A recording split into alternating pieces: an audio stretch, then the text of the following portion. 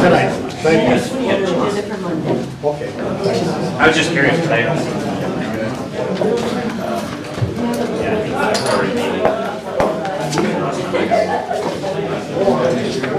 But didn't know anything about it.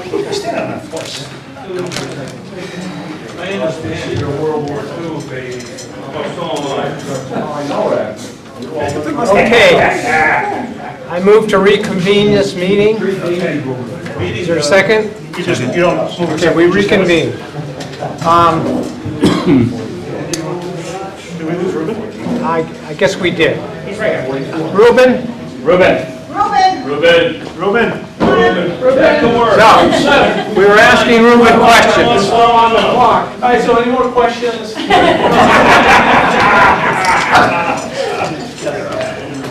Marie, the superintendent from Hartford. You had commented that some of the companies are inquiring in regards to family housing. Right. Upscale. Upscale multi-family housing. It's been, as most people that attend meetings, watch the meeting, that the several board of selectmen members are against adding children to the community. So have you talked with anyone to see if that's the direction the town wants to go in? Is there any way the town can express, because there's going to be a lot of people saying that it's not going to bring tax revenue to the town and we're not going to want it. So I would hate to be making promises out there that we're not going to So do. the market needs that these companies are usually structured, their products are about upscale multifamily of young couples or singles that are usually within, workers in the high-tech industries. Usually these players are not thinking about having kids, and if they do, it's within a range of 5 to 7 years from the time that they rent a property until they move on to buy a house. So that's a particular sector of that market, and that's what these companies are looking into, potential opportunities to, find that. Similar to what You continue with Ruben? Pardon? Yeah, Similar we'll to what just- they did in Hartford with that stretch behind the For border. nationwide builders. Any further questions for Ruben? Can you tell me what agenda item we're on? I missed the meeting here, it showed up across the street. Yeah, we're on agenda item, This is the economic development. right, All right. number 5. Okay, question, can someone explain why, with all the commercial and industrial zoning we have on Route 5 and 140 in the industrial park, when I drive through them, I see almost nothing being developed. Yet when I go to South Windsor and Enfield, they are building everywhere. What are we doing wrong in East Windsor? I don't think you're doing anything wrong. I think one of the factors historically, based on the time that I've been here since last December, there wasn't an understanding between the relationship of planning and economic development. So you prepare plans, you have zoning maps in place and all the instruments to grow, but there wasn't really an understanding of how you can reposition yourself through the market movements. I think that has changed because of the volume of interest in terms of phone calls and emails that I personally get in my office. So, and again, that takes time. And that's what I have to say to you. But if you have any other thoughts, I would like to hear you. I'm here. Yes, Excuse me, could I just ask for his name, please? Johnson, Alley Depot Street. Okay, yeah, Bob Like. Bob Light, Ryan Street, member of the Economic Development Commission, and it might be kind of a loaded question, but you mentioned something about staffing and the ability to beef it up. What needs to be done precisely, and how much should it cost to get the job done in economic development? On its So the assistant planner position is currently vacant because the person moved on to greener pastures, according to his needs. Secondly, we need to have a more robust resource in terms of collecting business intelligence, in terms of inventorying parcels, public and private parcels for potential development. And it's just a continuous iteration of things in terms of sequencing that needs to occur. Again, I've been here since December. I think we're establishing the foundation for that. I think the board, in terms of staffing, needs additional members from the community that may show an interest in economic development or in something else, but that economic development is an instrument to get to that other place, which is why I, asked for you guys, if you have any interest, come to the office. Yes, please. So, Ruben, following up on this gentleman's comments, I was talking to someone from South Windsor end of last week, and who's active in all the economic development issues in that town. And this person said to me, there's absolutely no reason that East Windsor would not have gotten all of those, a lot of the projects that went to South Windsor, but for East Windsor doesn't have the pieces, the elements in place. So they're talking about Aldi's and FedEx, and the two properties on Sullivan Avenue that were built by Skinnell, the Coca-Cola property, the new one that's growing up there, down by, off of one of the, I think the road off of Pleasant Valley Road over there.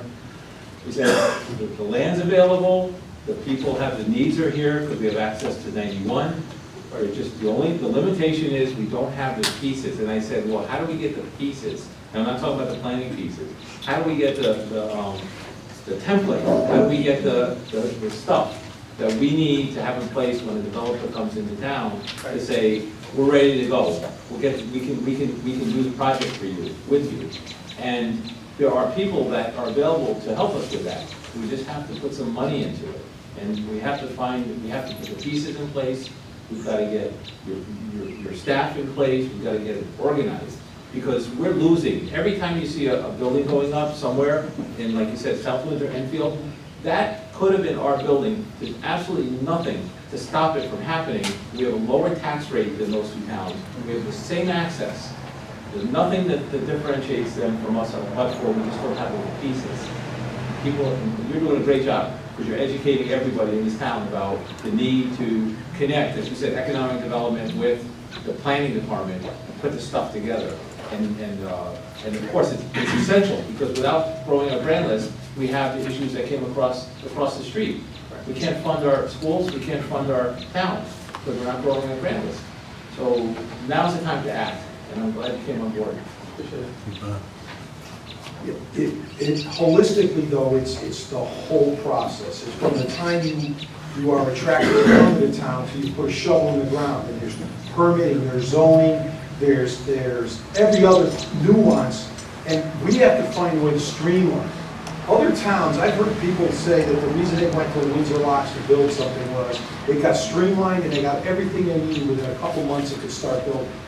And I've heard that if we go to East Windsor, it takes years to get everything. So we need to look at the whole process, front to back, and find a way to streamline it so we can get businesses to come in and start building.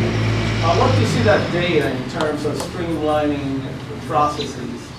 In my experience here, we're like, working with building departments and getting permits and working with engineering. So perhaps there's something else to that. I'd like to see it. It may not be current, but this is a systemic problem that's been going on for 5 to 10 years. We're not building any. So again, I'd love to, talk to you offline and see what things we can do on our scope. We can, mitigate and improve things. Ruben. Sorry, yes. The problem East Windsor's got is we don't have suitable building sites. All right, all those beautiful buildings that you see going up in Windsor, South Windsor, up in Enfield, they've got farmland that's as flat as this table, as dry as can be. They come in with a dozer and they got the foundation in a week. We don't have a piece of land in East Windsor where any, like Coca-Cola, the big ones there, Mobus, and the other one on the beginning of Sullivan Avenue. We don't have a piece of land that's big enough, that's good enough to accommodate that kind of building. All of North Road is wet, okay? Route 5, basic down to Warehouse Point, there's nothing there. You got the Leda Farm. That might be the only piece left really in town that's flat that could be developed with a pretty good sized building. There was a Lowe's at one time that was gonna go in there. But North Road, it'll take a lot to develop it. Route 5, we've got a couple of pieces here and there, but we really don't have the choice land. The other towns, their lands are they're really cheaper to build on. You know, they got all that tobacco land, and they don't have to clear trees, they don't have to do anything but strip the dirt. And we do have, you know, we give them tax breaks. We started doing that to get people to come here. We started doing that. And that's something we had to do. Everybody else is doing it. We had to do it, you know, to get in line with everybody. But the problem is the land, the condition of the land around here, you know. And that's why the people, in my opinion, are not flocking here to East Windsor. That's my opinion. Bob? Again, I concur with Steve's ideas, but I think we have to keep things in proper perspective. Right now, we're not looking for the Amazon.coms, and we're not looking for the Coca-Cola manufacturing facilities. And yet, we're lacking something very big, in my personal opinion, right on North Road right now. We could have had several other developments, in my opinion, but when we put in the sewers, we didn't put in water and we didn't put in gas. So that's some long-term planning that has to come along with it. But I'm still going to go back to there's two ways to balance the budget. One is to cut costs, like we went through tonight, and try and make up the deficits in the budget or go free. The other one is real simple. Invest in a full-time professional developer. That's how you're going to increase revenues. We've got a real good start over in that department right now, but we're taking one step forward and two steps back, just like we did with your predecessor. And when you have an implied conflict of interest, and having one person do two jobs, both the planner and the developer, you're playing second fiddle to all these towns around us. Okay, any further questions? Yes. I don't know if it's a question, but it seems to be kind of a statement. Steve's partly right. Most of the industrial land left in this town either has no utilities, and I don't mean North Road. I mean all along the railroad. Most of that's M1. It's gorgeous land. It's well drained. There's no water. There's no sewers. We have beautiful land, or it's not zoned industrial. We get over on the Warehouse Point side of town, most of the industrial land left available. It's very expensive to develop. Your development costs, your site work, believe me, that's in every equation for whatever building you want. Whether you go in an Amazon or a Coca-Cola, Bud Higgins's was flat as a pancake. That's why they went to South Windsor, and it's right on the entrance to the highway. That's why they went there. We don't have that. We need to look into zoning more of the land that is easily developable for M1 to get some industrial uses. We should be utilizing Route 5, not for housing. That should be commercial. That should be industrial. There's still some land over there that's suitable, but it isn't zoned right. So you can't use it. You go down to what's left in the industrial park, there isn't really any site that somebody's going to beat anybody over the head for. I think if you gave it to them, they wouldn't use it. They might if you gave it to them and didn't charge so into the sewers.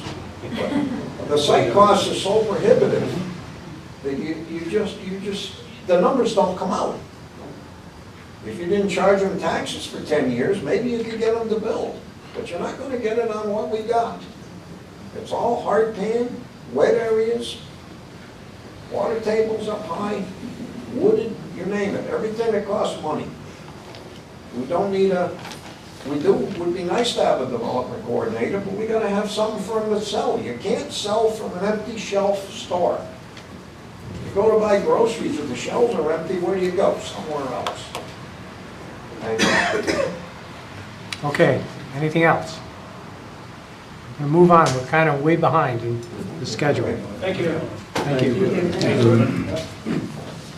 Okay, approval of minutes. I moved to approve the public hearing minutes of May 30th, 2019.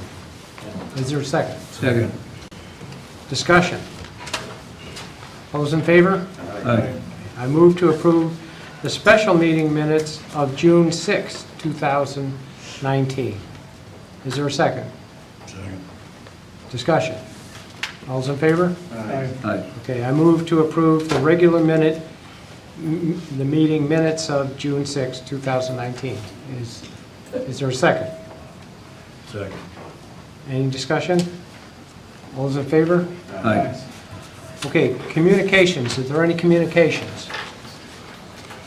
I don't have any communications. Okay, public participation. Anybody want to participate? Yes, Tom? Tom Delamini, 23 Rice Road. Just want to say it's going to be a good Sunday. The American Heritage River and VMS Park is sponsoring a rubber duck race and a cardboard canoe race in the Skinnick River at the old filter beds. The rubber duck race starts at 1, the cardboard canoe race starts at 2. It's a good time by all. We always develop a pretty good crowd. Good, thank you. Yes? Sarah Muska, 25 Maple Avenue. I'd just like to say a few words on behalf of Erica Drew and Jillian Hubbard, who are on your agenda tonight to be appointed to the Beautification Committee. I know them both personally, and I can attest to their character. They're two motivated and passionate individuals who have the best interests of the community at heart. They've taken the initiative to get involved and gain knowledge on how the town operates. They've started the East Windsor Community Cleanup, and I think it's great to see new people getting involved.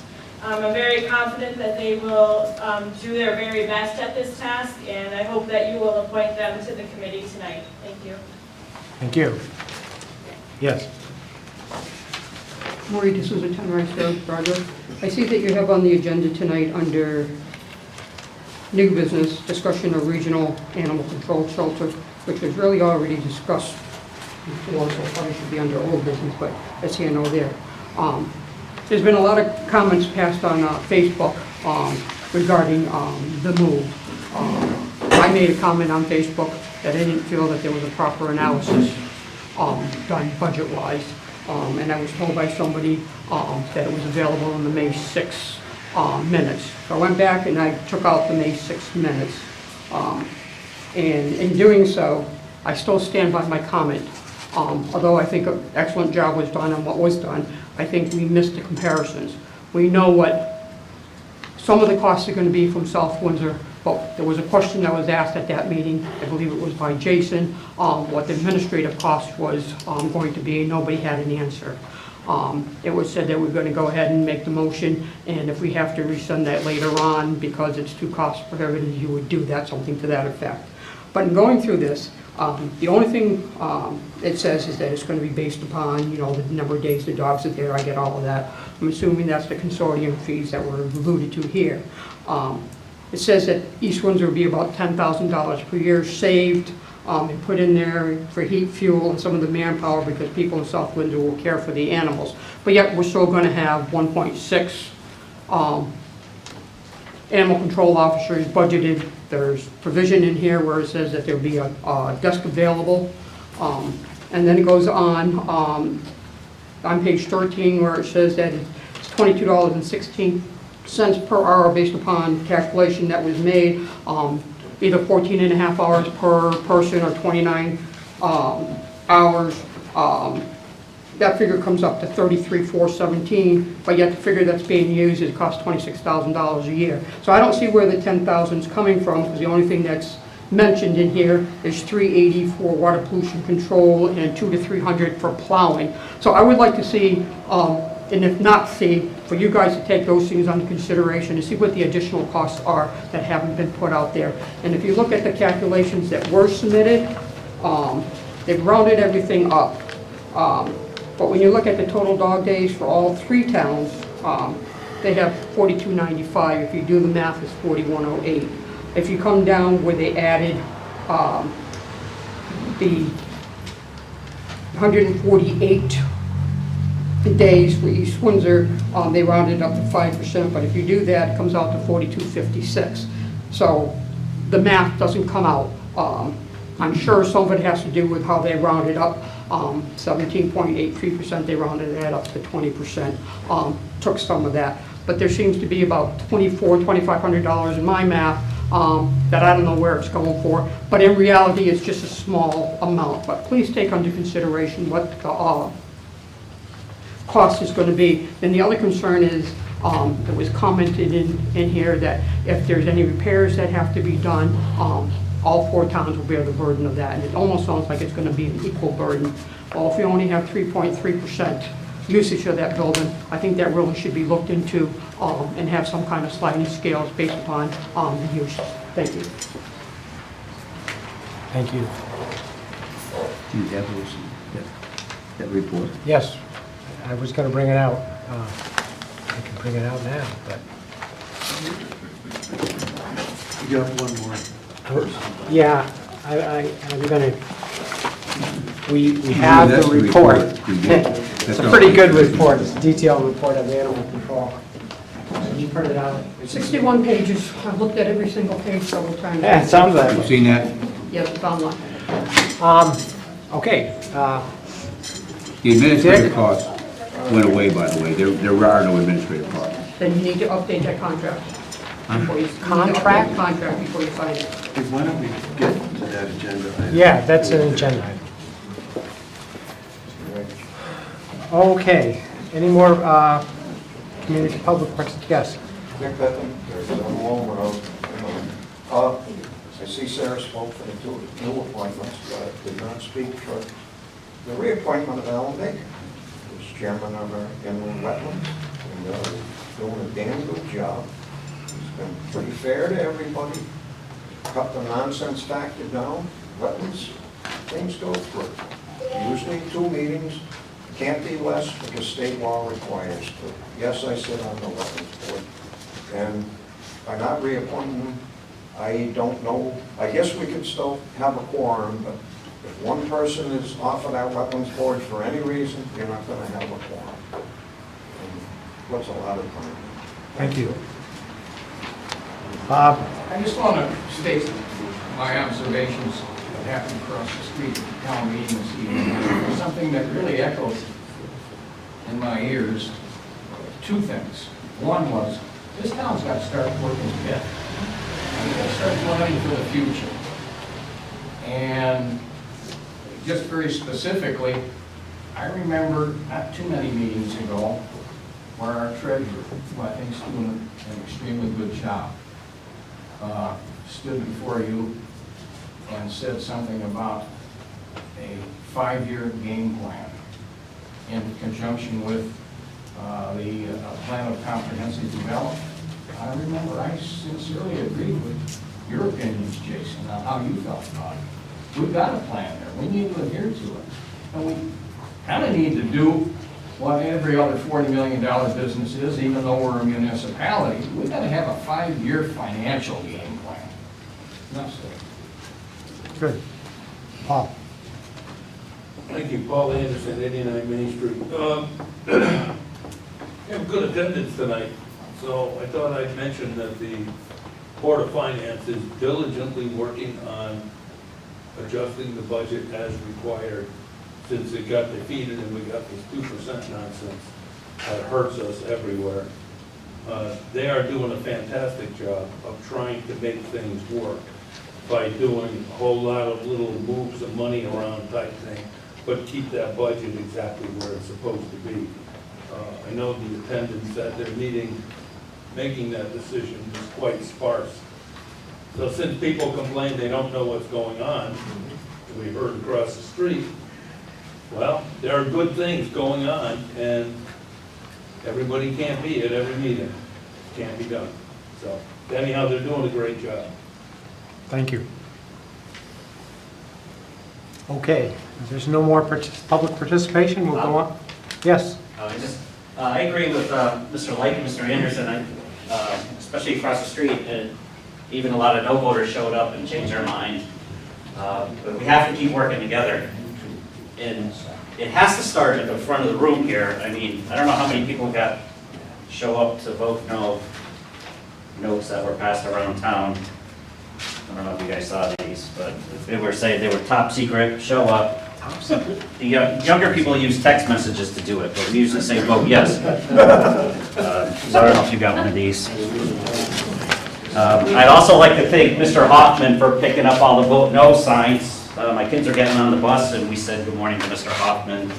He's picking up the vote no signs, and I realize everybody has a right to vote. Trust me, I was deployed overseas 3 times. I get it. And if you vote yes, if you vote no, everybody has the right to vote. I wish more people would vote and just come out and get involved. And Mr. Dearborn, a couple meetings ago, you said that your signs, I actually really liked your signs. I thought you did a good job. And I know somebody stole your sign for $8. Here's $8. Bill, you're being obnoxious.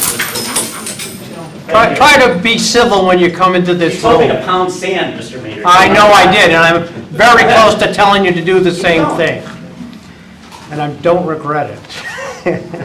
Okay, now, Then you should talk to your selectman about what he just did, shooting money across the floor. Thank you. It didn't hit me, because if it hit me, we'd have a different conversation. that's fine.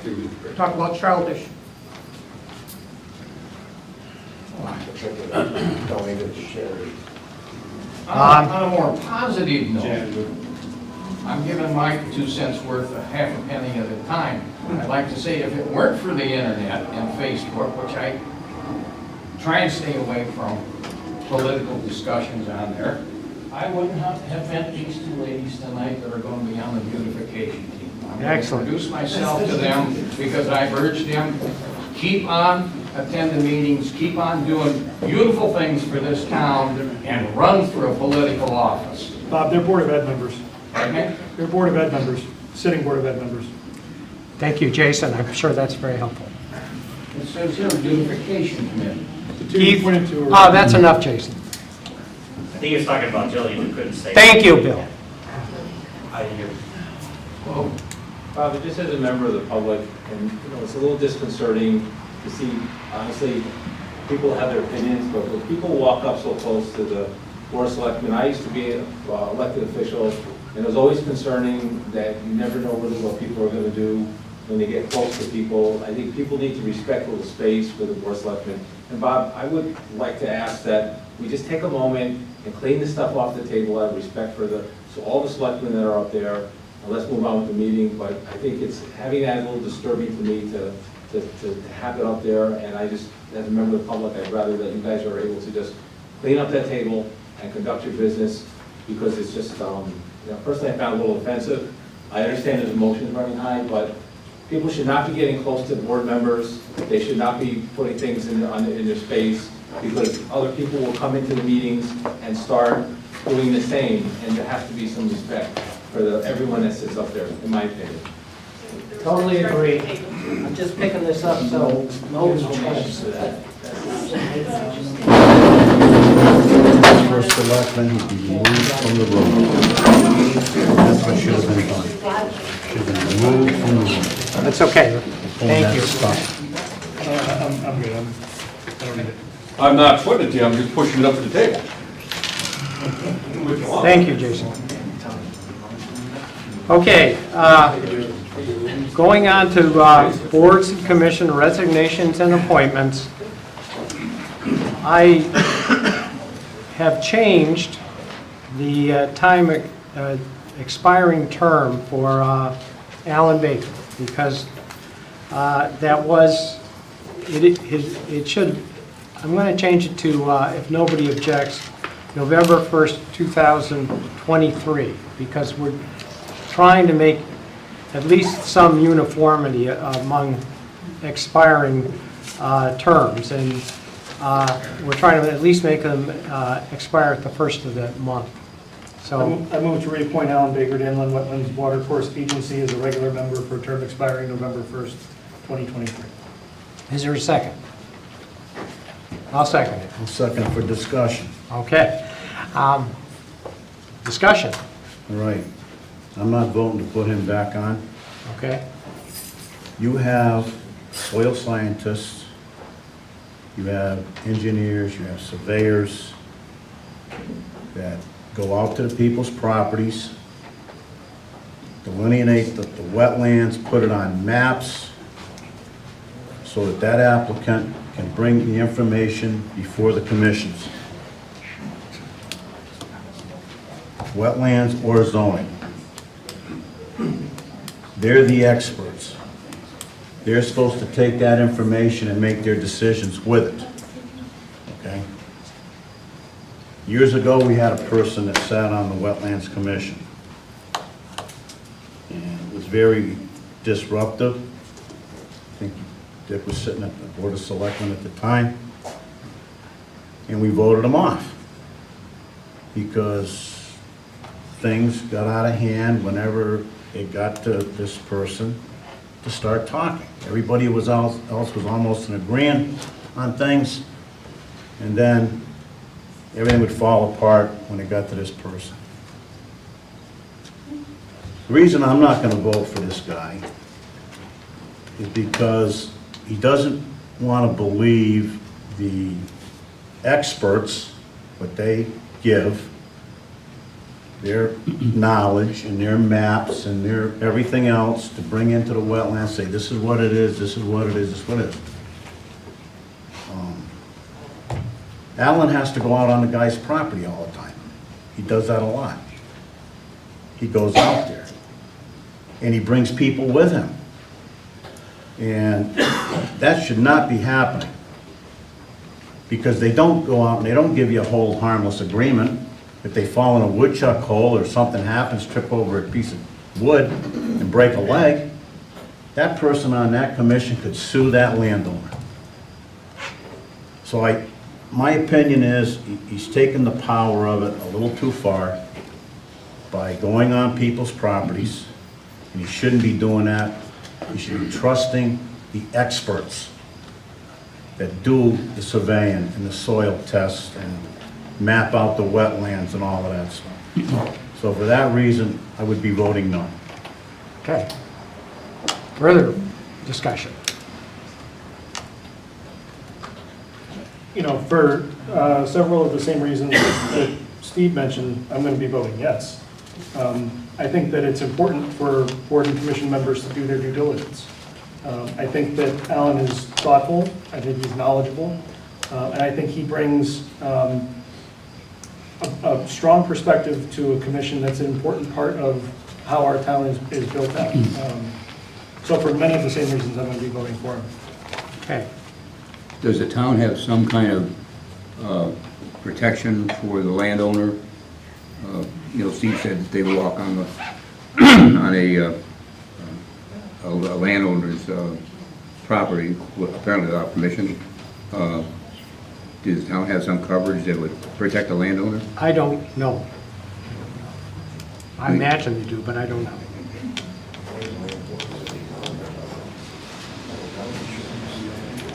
Further discussion? Should we find out before we vote on this? If he's doing it, as Steve said, should we find out whether the town is protected? You know, if it isn't, we got to talk to this fellow, or we got to say no. He shouldn't be. He shouldn't be doing things that are not in accordance. Okay. I'll agree, but I'm going to call and pick Dick, when I sit on that commission, part of the duties of the Wetlands Commissioners are to investigate these applications. And it's in the state statutes that you should do so. If there's a question, I think you'll find that he's a quasi-town employee, and he would be covered under town liability if he was to get hurt, other than a flagrant assault or if somebody puts a bear trap out to step in. And at which time, this thing is, Keith can explain it a lot better than I am. This is a term of absolute liability. If you do something that's going to hurt somebody, then you are liable. I don't think he'd have a leg to stand on. I have been out on a couple of sites and visited them over the years, doing my due diligence. And as far as I know, your Wetlands Commission, as it sits today, doesn't hold things up. We put Sardilli's through 2 meetings. State law requires 2 meetings. You can't do it in 1. I tried. So it is, just for background's sake, it is long-established practice for members of the commission to do site visits. Alan is not the only one, he is not the first one. That practice dates back years and years and years. But my question, Jason, is when they do that, regardless whether it's this commission or others, is the town going to hold the landowner harmless or something like that and cover any injuries that are? I understand your point, but it's not, from my perspective, it's not material to whether or not he should be reappointed. If we want to ask that the commission members not go on to private property, that's a different question than whether or not Mr. Baker should be reappointed. I recommend that we postpone this to the next meeting till we get an answer regarding the insurance and also what do the state statutes allow them to do, and to get that from the town attorney. I think we have a motion, and it's been seconded. Motion to postpone supersedes and seconded. Okay, so is there a second to postponing it? Yes. Okay, so all those in favor? Aye. Okay, so we'll postpone. All right, going on to the next. I move to appoint Erica Giroux to the Beautification Committee as a regular member for a term expiring May 1st, 2020. Nice. Is there a second? I did. Discussion? All those in favor? Aye. Okay. I move to appoint Jillian Hubbard as a member of the Beautification Committee as a regular member for a term expiring May 1st, 2020. Second that. Discussion? All those in favor? Aye. Okay. Unfinished business. May I ask- Sorry, this is public participation, I didn't realize you were convening. May I ask, can I speak? Sure. About that after? If you want to say something. Do you want me to talk now or at the end? What do you want us to talk about? I've written a little something up for saying for you guys. Okay, sure. Could I know who she is? Yes, you can. Just a tiny question. My name is Jillian Howard, 40 Mill Street. First, I want to say thank you for having me. Erica and I are so grateful for the opportunity to spearhead the beautification committee. Being asked to be a part of this is something that we are looking forward to creating together. We believe it gives the opportunity for the community and the Board of Selectmen to team up together and collaborate. We have been looking into surrounding towns and have seen there are a lot of options in building a successful beautification committee. Our hope is to inspire resident participation and see an increase in town pride in the months to come. Together, we have created a list of initial questions. Some of these we have asked the first selectman, when we originally created our applications. And while we recognize and are grateful for the freedom you are giving us to put a community stamp on it, it is important for us to also hear the responses from each of you. So there are questions that I will distribute to each of you after my statement.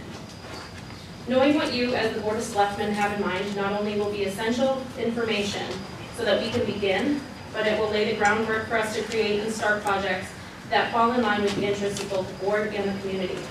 Establishing our goals and building the lines of communication now so that we're all on the same page from the beginning, we believe will create a recipe for success. Our desire to create an avenue for clear, concise, and direct communication is going to be key to making the committee and all that it can be. That being said, we'd like to propose one of you be our point of contact so that we can better work with the Board of Selectmen.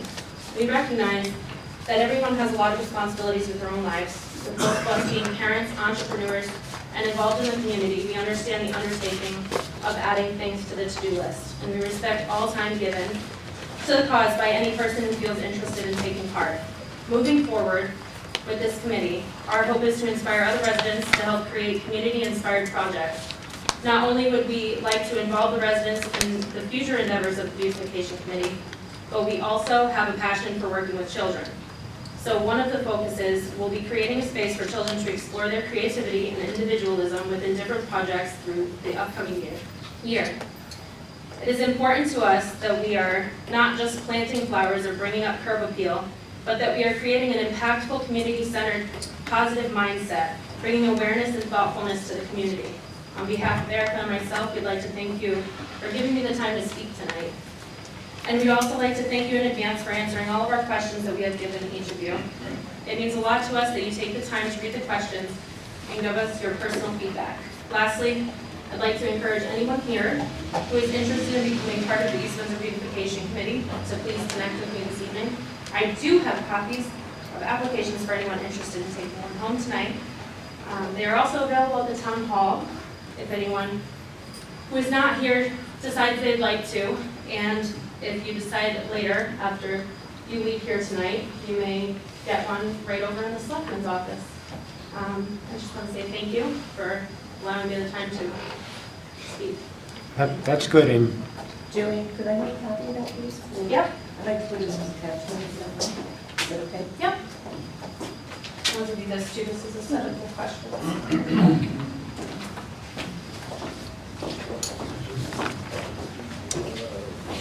Okay, just because we're short on time in a sense, we'll move on to the next agenda item, which is a discussion of charter revision.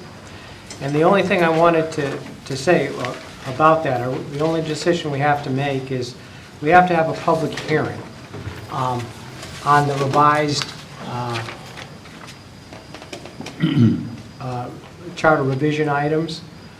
And I would recommend we do it, because I looked at the calendar, on Thursday, June 27th. So does anybody have a problem with that? It's a week from today, Thursday night, 7:30. We could have a public hearing on the charter revision items. At 7? 7:30. I'll let you know. Okay. And how many people could make it? Don't Jason? Okay, so we'll have it. Everybody doesn't have to be present. Just to, Well, I'll check and let you know. okay. And after that, not at that time, but we'll look over take into account what we hear at the public hearing, and we'll make a formal recommendations to the Charter Revision Committee. But what will we work off of at that time? The changes that the commission has made since Yes. we reviewed it? Right. Well, not change the commission has made. We'll work off of the revised items that Bob DiCrescenzo produced for us this week, and I put it in the package that you have. Those are the ones we're going to work on. It's what our recommendations are to the Board of the Charter Revision Commission. I didn't look at that as closely as I should have. Does that include all the work they've been meeting for 3 weeks since they started, we had our discussions with them. And they've made changes to accommodate the things that we said to some extent, where they thought that they had still a valid point that they wanted to make and they wanted to incorporate. They have either modified it or left it as is, and I'm sure they have rationale for that. They've had rationale at the 3 meetings I've sat in since that time. That's the current status. That's what we should be using. Anything we use other than that is, if we aren't going to use that, they're wasting their time. Once we give them our recommendations, our formal recommendations, we will meet with them. They will meet with us, and we'll discuss. And we have a back and forth and understand why they're thinking, and they'll understand the way we're thinking. Now, if you want to, and that's what. But we've done that. We've given them our recommendations. Not yet, not formally. We have to formally vote on it and give them a formal recommendation. They might be working, but we still have to give them a formal recommendation. We have to vote on it and give it to them. And that's our recommendation to them. And then we meet and discuss it. I guess I don't understand. Okay? We've looked at what they presented, we've made comments, we've made changes, we've provided those changes to the commission. They have been working for 3 weeks now, 2 to 3 weeks now, and they're gonna meet again Monday with the incorporating our changes and making modifications to those as they see fit to come back to us. Now, that's the latest and greatest. I don't know. John, you want to say anything about this? Well, the statute says that you are currently reviewing the draft that we gave you, and that was on May 13th.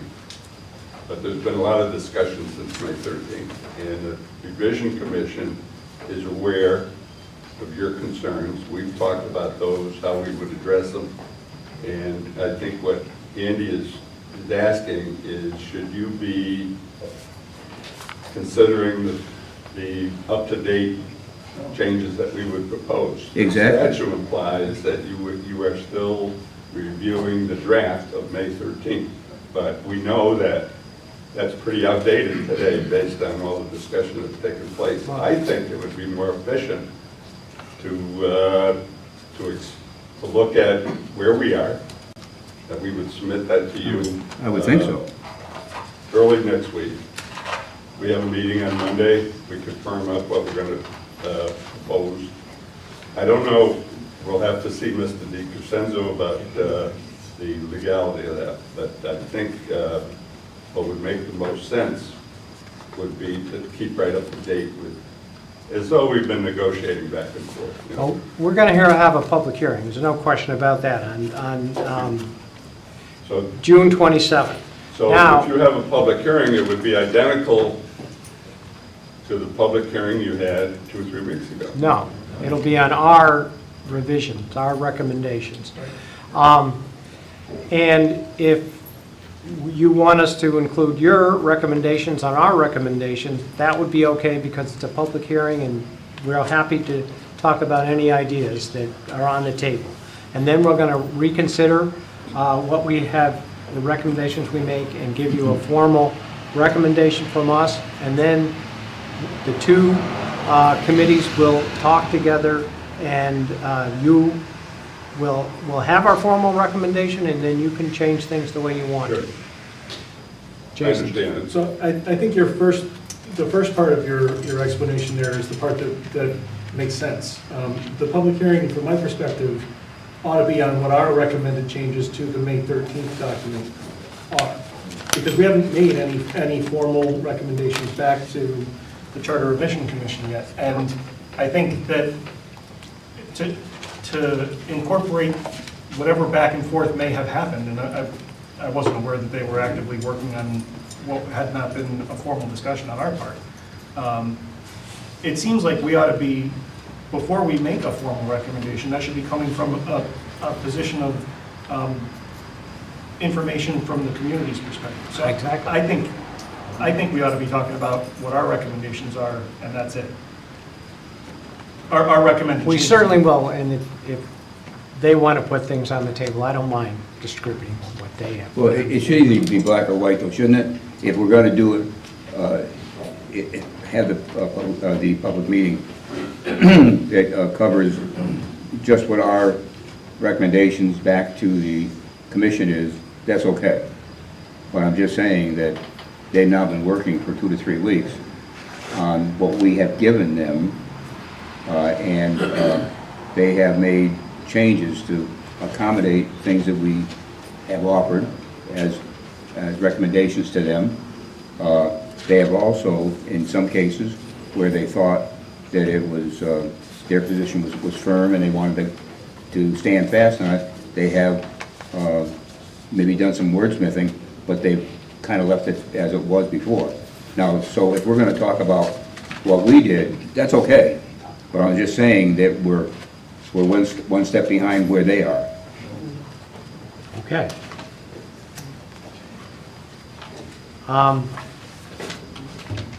Any further discussion? All right, we'll move on to the next agenda item, discussion of the Hartford Foundation's Greater Together Community Funds. And I have handouts for that too. Because of that meeting across the street, I wasn't sure where we'd end up, but anybody want something for the Harvard Foundation, that's there.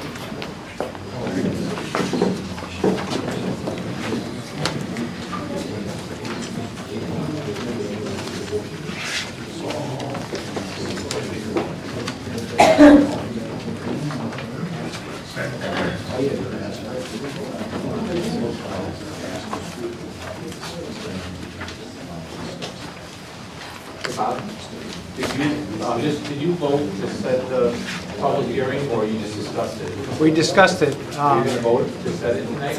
Well, we can, I think we should. I think you should. All right. Because I think you need a vote to have a lawful public hearing. All right.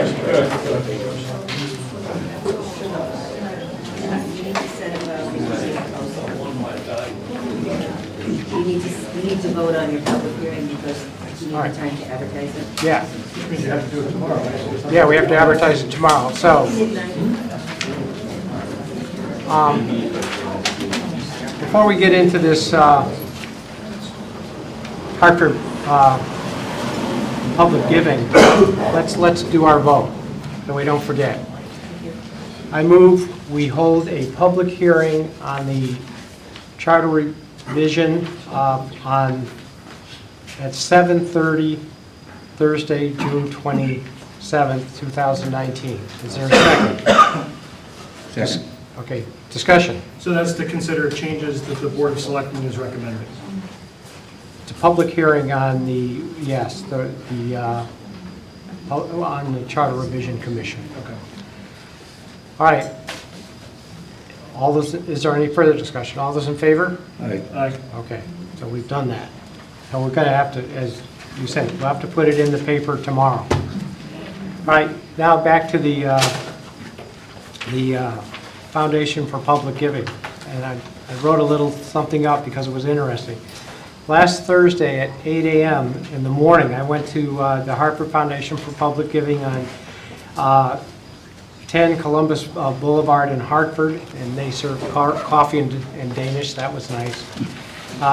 The Hartford Public Giving represents 29 towns. This meeting was for town leaders, and leaders from many towns were there, like Vernon, South Windsor, Windsor, Farmington. It was a kickoff meeting for the Greater Together Community Funds, which we're talking about. And basically, what the Greater Together Community Funds are, is they're going to give every community of the 29 that form a advisory commission $100,000, and they're going to give the community the $100,000 in two parts. First part, they'll give them $50,000, and then they'll give them put the $50,000 in an endowment, and every year they'll give them about $2,500 to work with it. And I saw you coming. Yeah, I thought of Julian when I heard your speech, because they're saying exactly what you said too, and they're doing exactly like that. And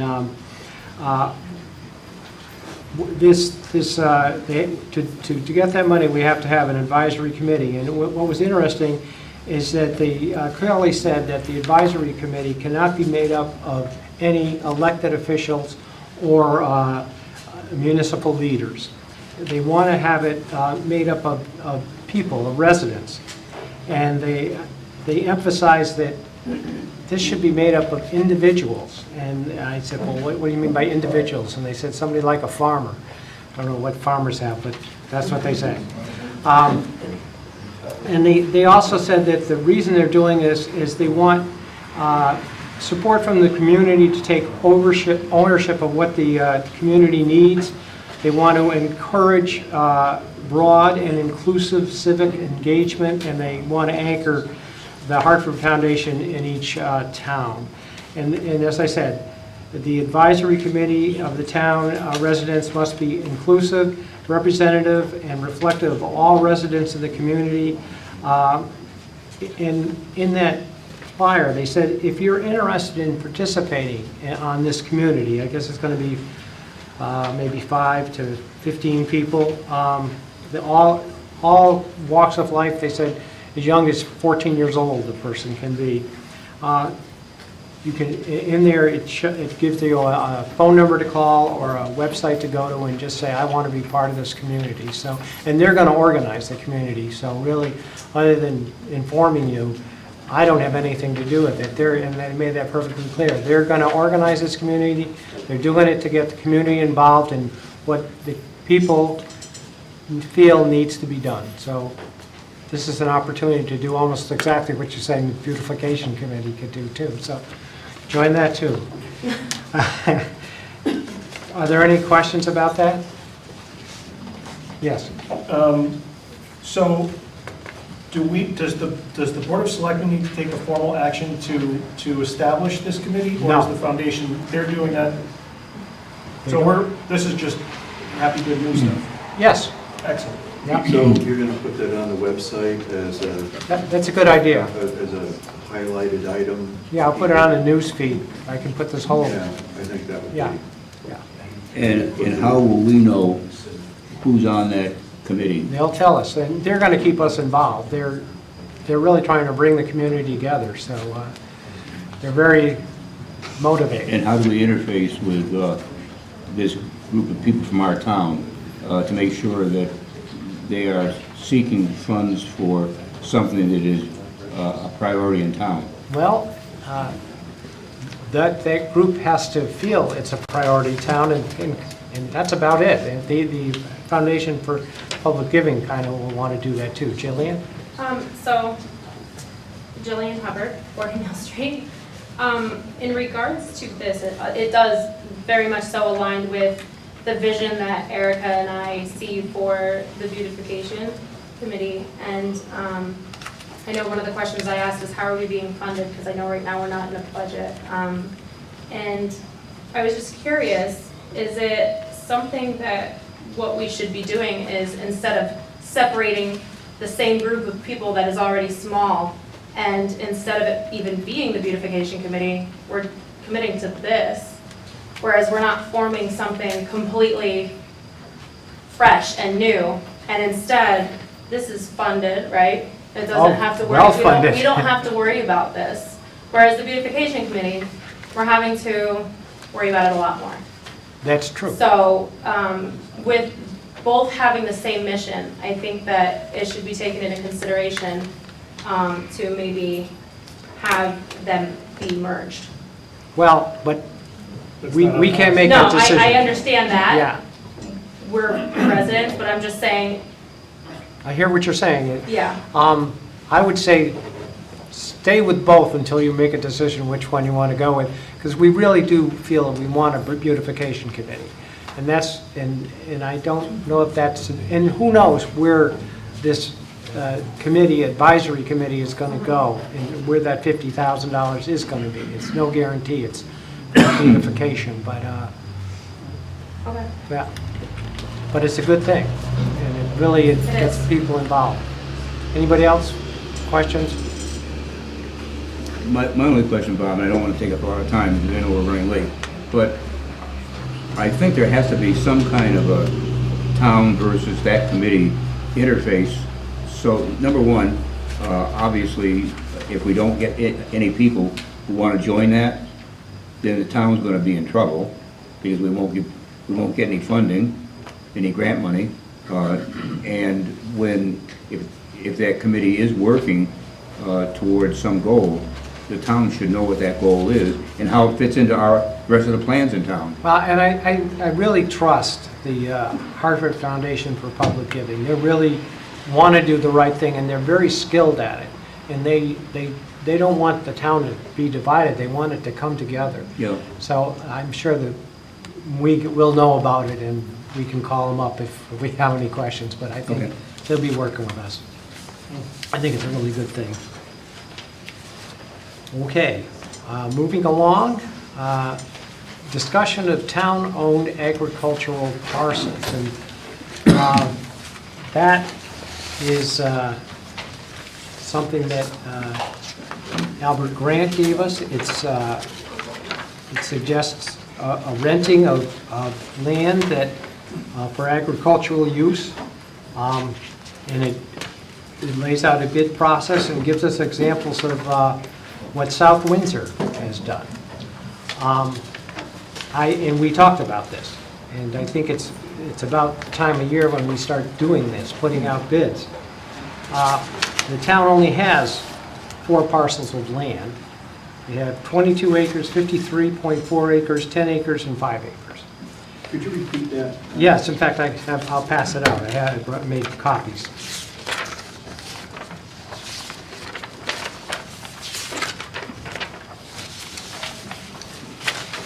I got an extra one. Pass it down the page.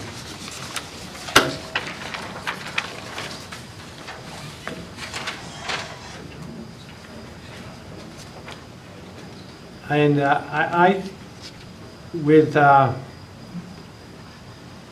board's permission, I'll go ahead and start to put together this RFP.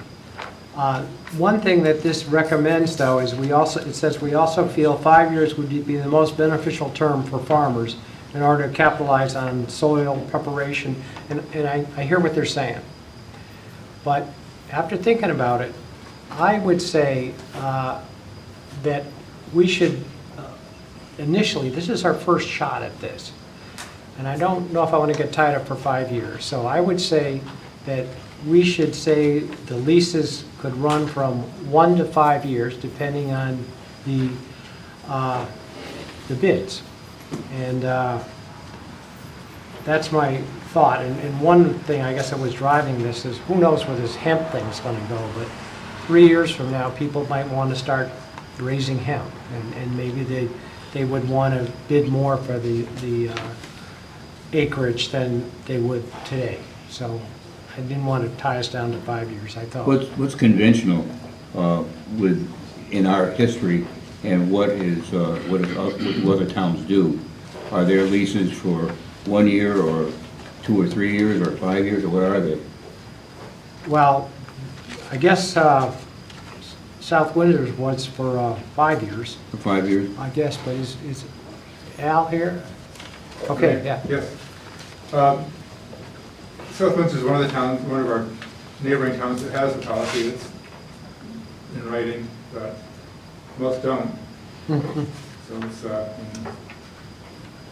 so we have to, not a track record that I know of that I can get a hold of as far as the terms of leases, but typical agricultural leases are at least 3 years.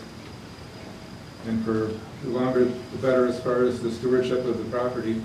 If you're taking care of the property, it's better to have a long term because somebody will do a better job of. What do you recommend, Albert? 5 years sounds, yeah, 3 to 5 years, I would say. But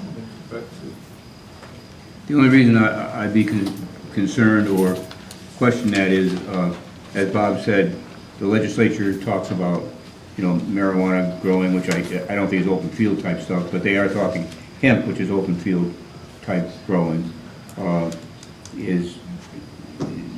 I think that would is a much larger return on investment crop than corn or whatever we're raising these days. And I wonder whether it would be wise to have it be shorter so that we would be in a position to, when that gets passed by the legislature, to reevaluate whether who should get the land and what the value of the land is. yeah, it's an unknown commodity, don't really know how much it's going to be worth to a farmer to grow hemp, if it's going to be more than tobacco. Has a good return on it in a good year. There's crops that have a good return. Well, in talking to Jason, who has experience with this, he has said that the value of land is oftentimes attached to what the potential crop is. If you're raising corn, I guess it's a low-end crop with not a lot of margin. And if you're raising other crops, and I'll talk about hemp, which I know nothing about, but they claim that that's a high profit crop. And if it is, I would think our land would get more money for it. Yeah, that may be so, I don't know. I guess our point was that there should be a written policy about, if the town's gonna rent property, there should be a written policy, should be just open and fair and get the market value for the land. It's the concept is what we're addressing it rather than the numbers. Okay, I'm going to first go with Jason and then Julie. So a couple of things. First of all, the whole question of whether or not hemp is the next big thing or not, there's a market saturation point that we're well past because there have been 40 states that have been growing this for 5 years that haven't been able to sell it commercially. Oh, really? So it's literally been sitting in warehouses. I There's see. the estimates that people are talking about in terms of the per acre yield, they're imaginary at this point. Okay. Secondly, the input costs that, and the soil amendments and the prep work that needs to go into a field may make it impractical for a term shorter than 5 years to have any return on investment for a farmer. Is Bill Sign here? No. So it takes Bill 7 to 8 years to grow a Christmas tree from planting to cut. That's not going to work on a 5-year lease. So I think that there needs to be a longer term and a little bit of a longer vision that's associated with that. And I also would share experiences that I had when I worked for the Department of Agriculture where we had shellfish beds that were leased out. And what would happen often is you would have predatory bidding. So if you've got really good farmland, but you only, or shellfish beds, but you only have one boat and I've got a fleet of 4 or 5, I'm going to overbid you for the lease of that property by 5 and 6 times so that either you can't afford to match me or you match me and go out of business, and either way I get your property. Mm-hmm. So by shortening the lease term, you invite somebody to come in and say, you know what, the 10 acres that Don Wagner is on looks awfully appealing and could be used for something like hemp. I'm going to outbid him so that he can't plant his corn there anymore. So there's that kind of cutthroat capitalism that comes into it. Yes. Yeah, I'm okay with a 5-year lease. I think I would prefer a 3-year lease. I don't think that the town should be leasing land to grow Christmas trees or long-term plants like that. Look at the problem we had up at the Kogut property. They had planted all those Christmas trees there, and after they abandoned that, then it was a big cleanup job to get them out of there. And where is growing vegetables, that's not an issue. And a lot of farmers that are on land 1 year, they don't get it the next year. So I think 3 years would be preferable from our standpoint and from the town standpoint. But I could go as long as the 5 years, but certainly nothing longer. In the hemp thing, I don't know where that's going. Down in Virginia, in those areas where they had grown a lot of tobacco, and that was cigarette tobacco, that they were taking, where that demand is way down and the cigar tobacco is way up, that they decided they were going to take that on, and somebody was backing them, and they planted a lot of it there, but it didn't have the same taste that it did with tobacco from this area. So now those farmers are actually switching to hemp. And I don't know how they're going to make out. Jason said, it's sitting in warehouses. But I'm not so sure that, hemp is going to be a big demand item here, in the next 5 years. Okay, anybody else? Somebody want to make a motion?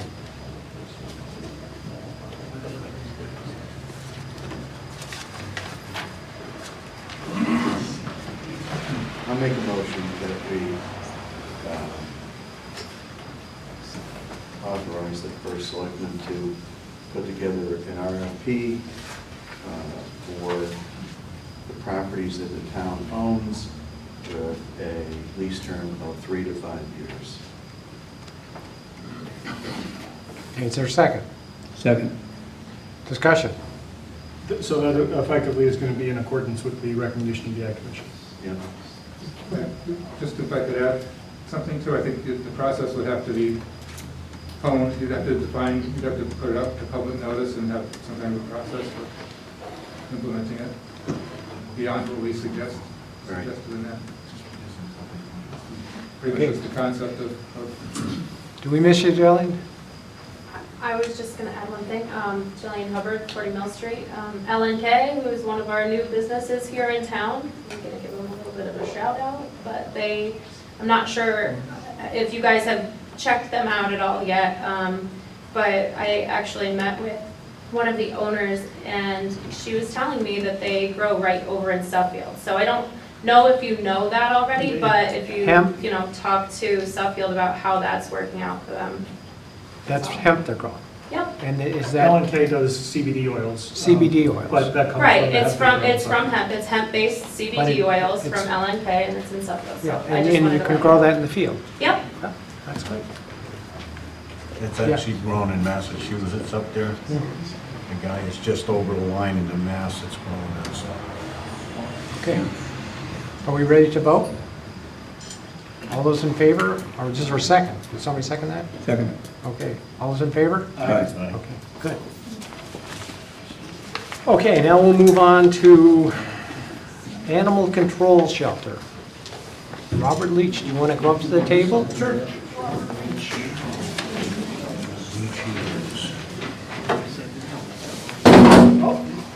Got Philip on too. Oh, didn't see you, Ed. Sorry. Everybody's got to take a second. Okay, I corresponded with the chief, and the chief said that I should talk to you. And so that's what we're doing. So the commission is still in the finding stage of information right now. Okay, so what questions do you have? And go slowly, I want to write them down. Well, I would start looking at your cost analysis. A lot of the stuff that I found in this analysis doesn't even apply. It's say again, Bob? The cost analysis. Yes. Many of the things in here don't even really apply to the operational costs of our facility compared to the South Windsor facility. Such as? The ACO salary to start with, regardless of where we decide to house our animals, we're still going to pay an ACO. Oh, yeah, but look further, where it talks about the savings.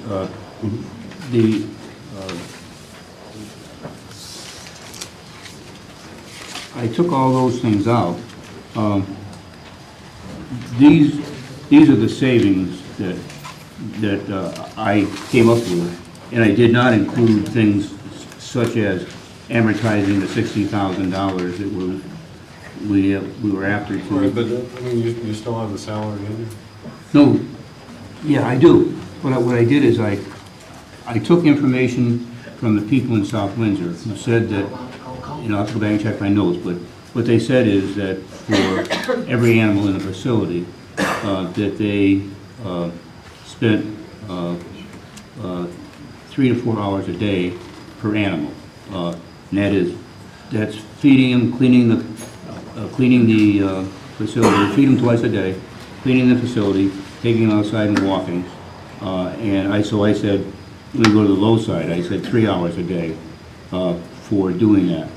And what I did then is I said that if they were going to do it in South Windsor, there was still a lot of work that had to be done by our people, the animal control people here in East Windsor. So I multiplied the number of pound days times 3 hours and times the rate of our person here in town, which I think was $22.60 or something like that, $23.60.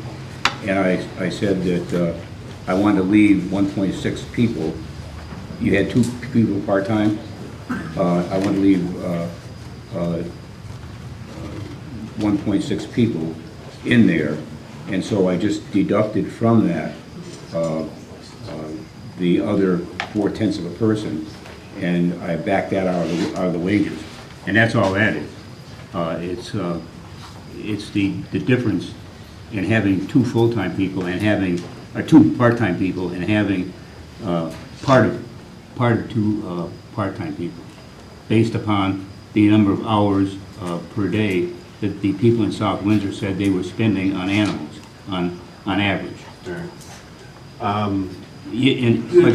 best thing I could recommend would be to talk to our ACO if we want to find out what kind of time we're spending on our. Could we arrange that? Yeah. Could I? What I also think, Bob, is it would be a good thing for, I took all this information and I ran it past our deputy chief. Yep. I ran it past the deputy chief in South Windsor and said, you know, is this accurate? And the fellow in South Windsor, Chris, Lindstrom. what is it? Lindstrom. Chris Lindstrom looked at the thing and said, it's accurate. He did such a good job, he found 6 typo errors in my text also. So, at any rate, we went through it, and to the best of my knowledge, these are the puts and takes that exist. And I'd like to sit down with you in a detailed sense and just go over it so you understand where I'm coming from. I think we should sit down and discuss it because the numbers are important. Discrepancy in the numbers that I have and our deputy chief has and what's on that paper. So yeah. The only difference is that the deputy chief and I differ on. He said he would like to take 10% off of the 2 people, the 2 part-time people we have here as animal control people. And I said, but I have a logic and a methodology for doing that.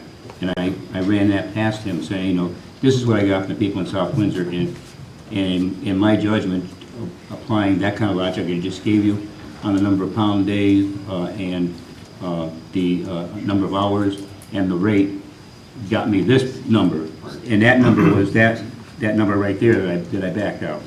I think it's definitely worth discussing that. Yeah, and I want to do that with you, okay, so you understand. We're probably in 2 different places and we need to figure out and we should where do that. it really is. So let's plan to do that sometime. Yeah, let's plan to do it. Commission meeting, so the rest of the commission can. What's that? Yeah. So your next commission meeting is the 10th of July? Yeah.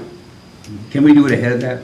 I'd like to take it down to. And then you could go to that 10th of July too. I can do that. Yeah, but I think we shouldn't, I wouldn't want to spend 2 hours in your meeting going through this and. No, I understand. I really think. I don't know that and coming up on July, and it's a lot of people are on vacation too, so it might be kind of a time squeeze.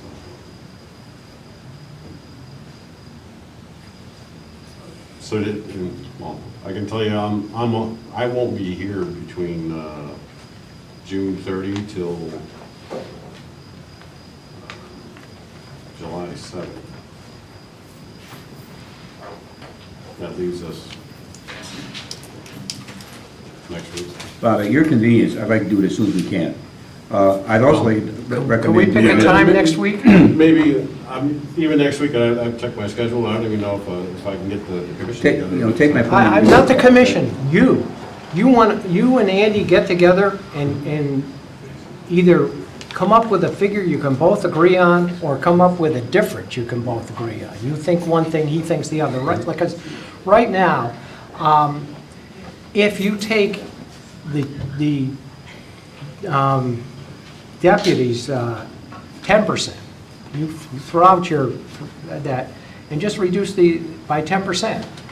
I think you'll find that if we go over to South Windsor, we'll be saving money.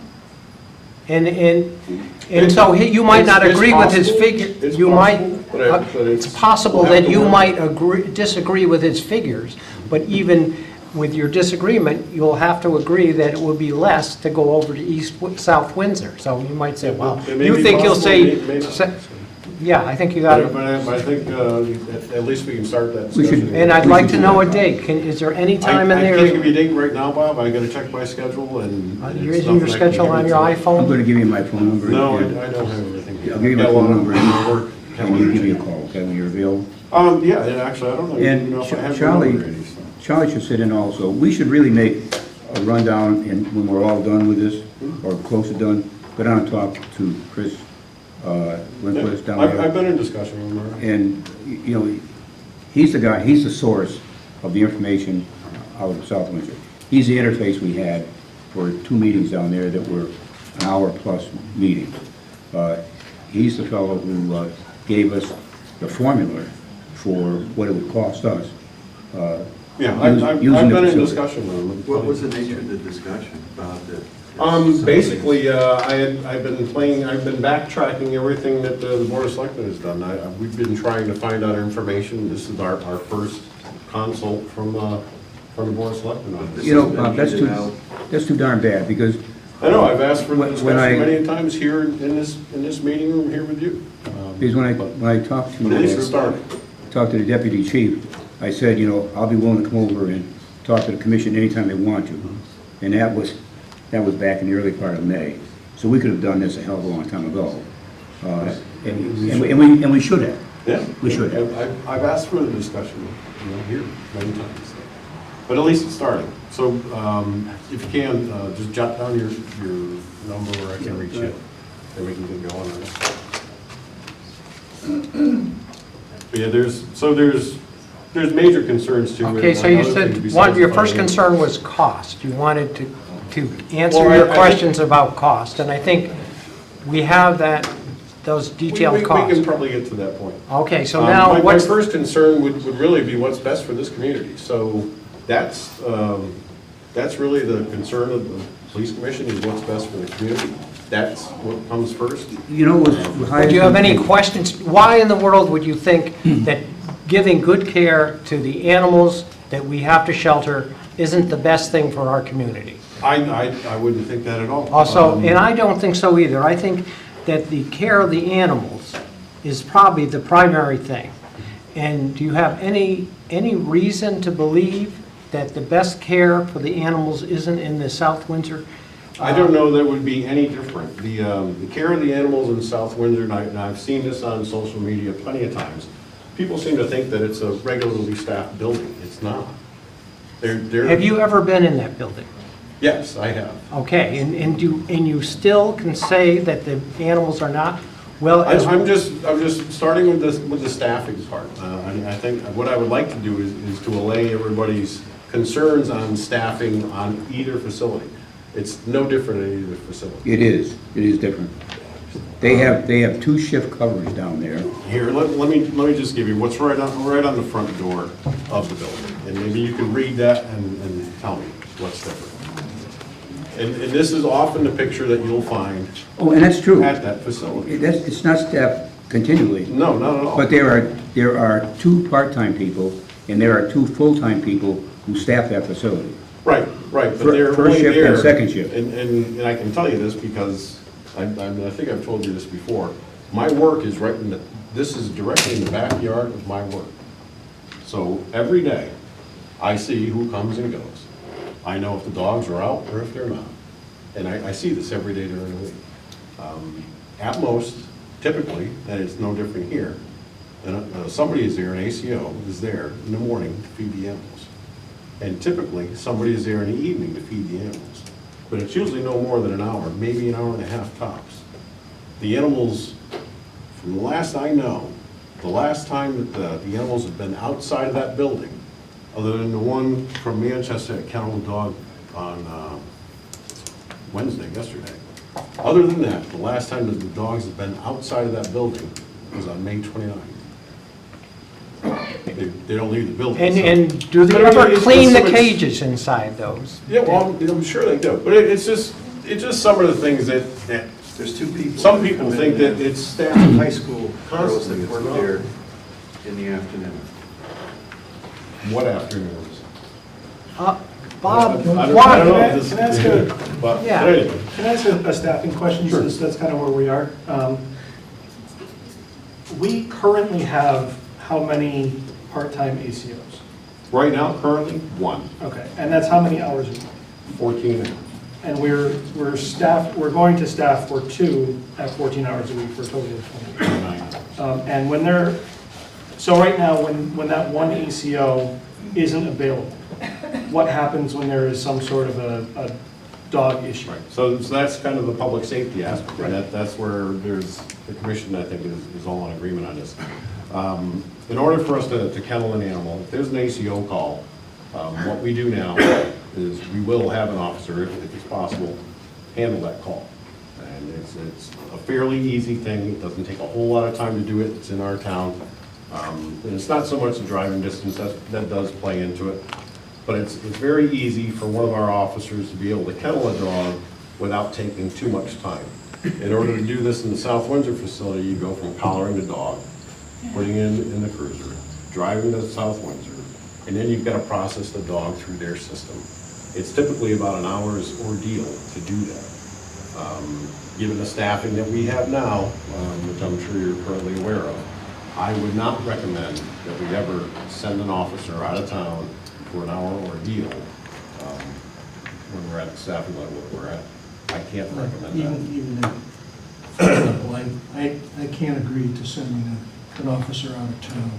It's a convenience here because This out of town is at the end of Rye Street. Right. It's 12, 13 minutes.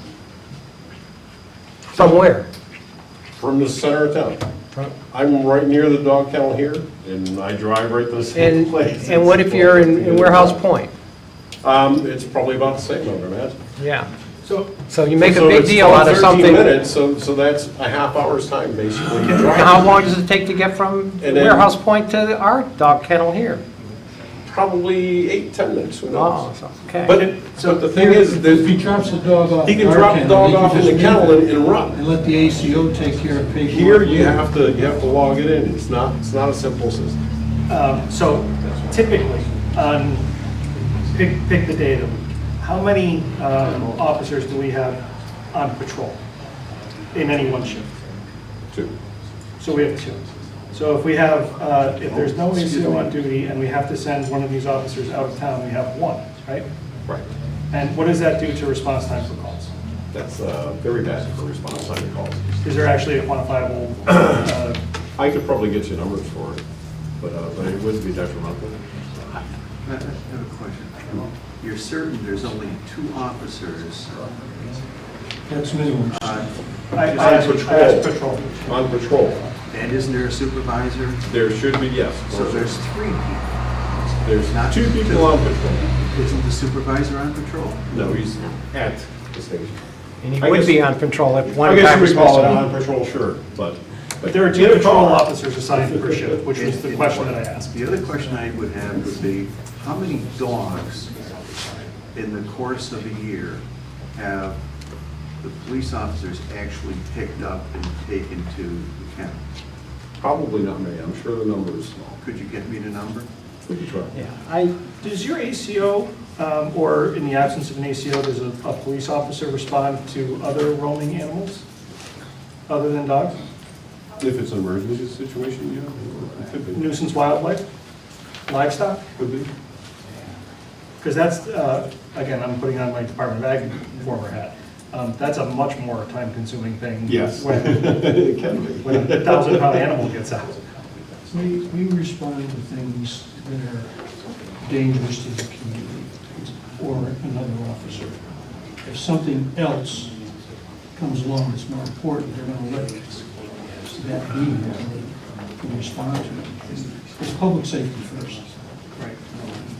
That makes common sense to do that, but yeah, if we could get the number of dogs, because the dog count that we wanted to get dog nights going back into April, that you had said that here at our meeting that you don't have any overtime left, it would take a considerable amount of time to pull all of that together.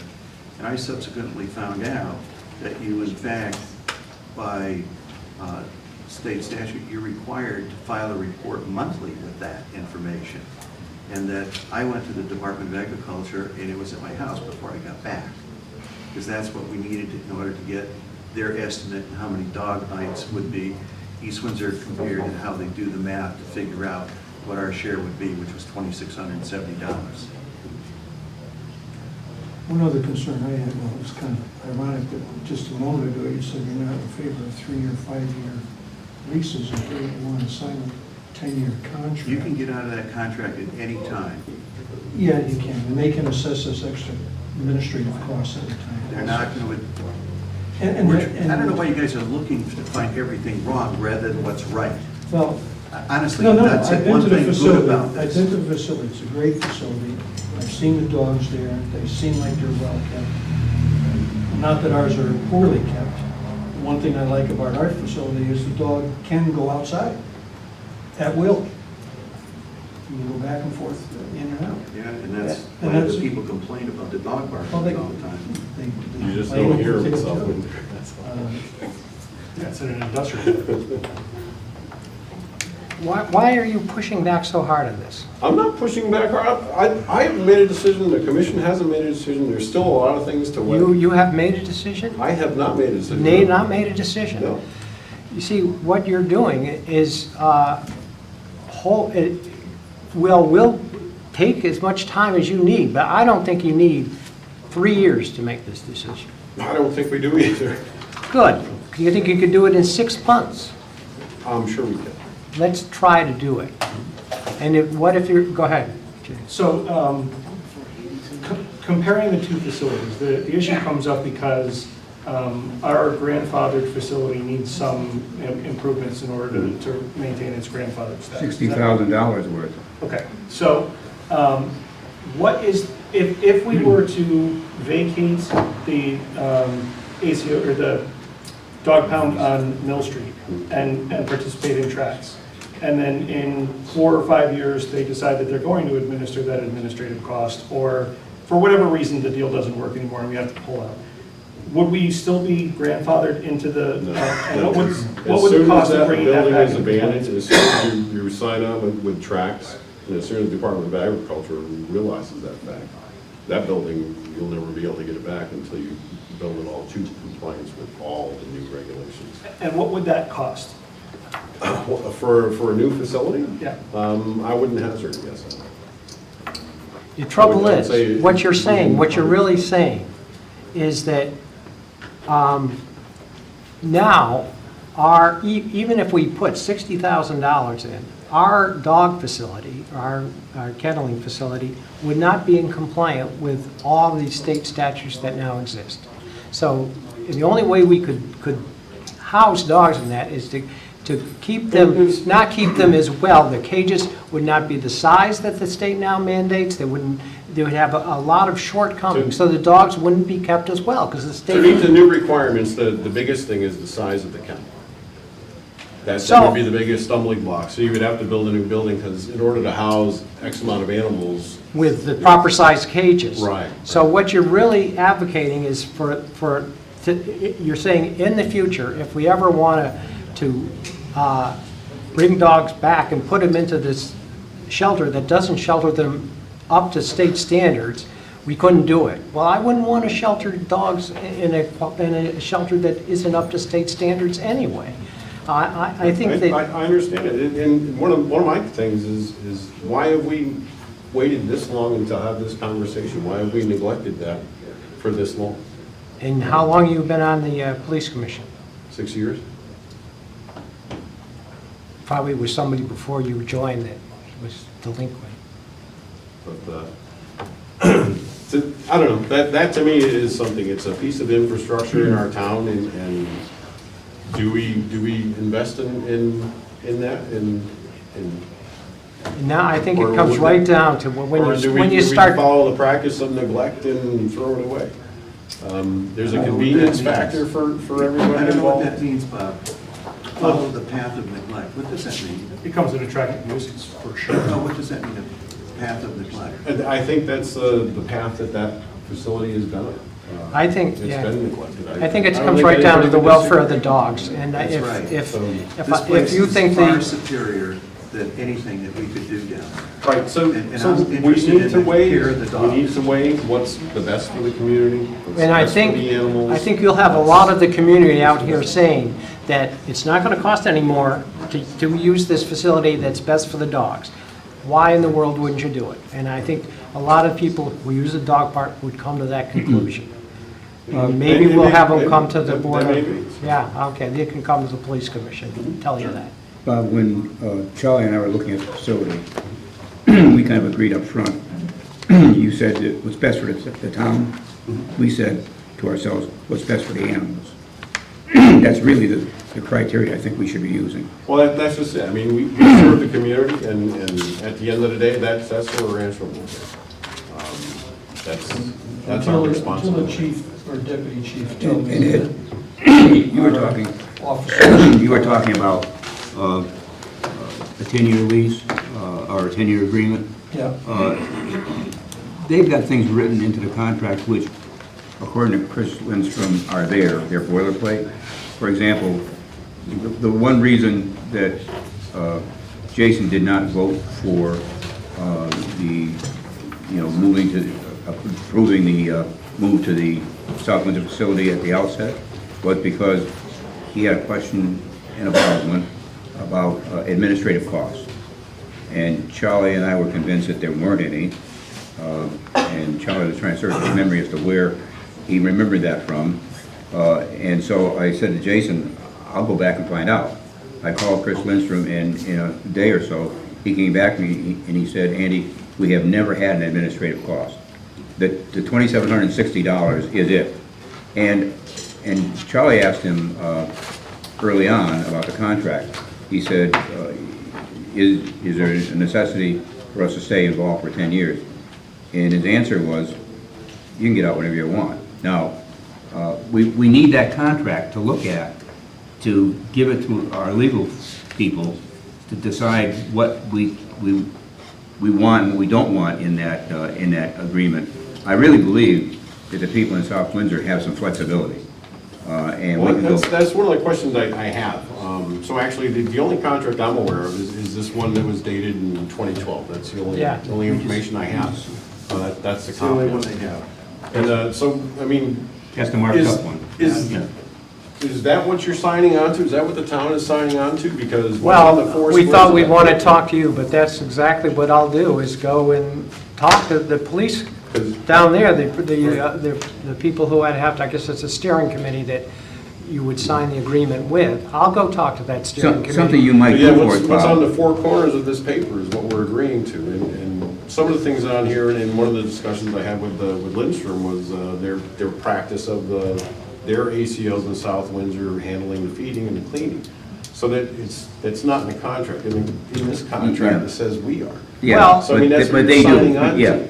And you know, Bob, I read a different contract. It has exhibits at the end in the contract I read. Exhibits? Are there exhibits at the end of yours? It references an exhibit, but there's no Yeah, exhibit number. I've never received an exhibit, so if you guys have that information, I would love to have it. Okay. Because that's one of the other concerns we had is in Lindstrom's conversation back and forth through emails,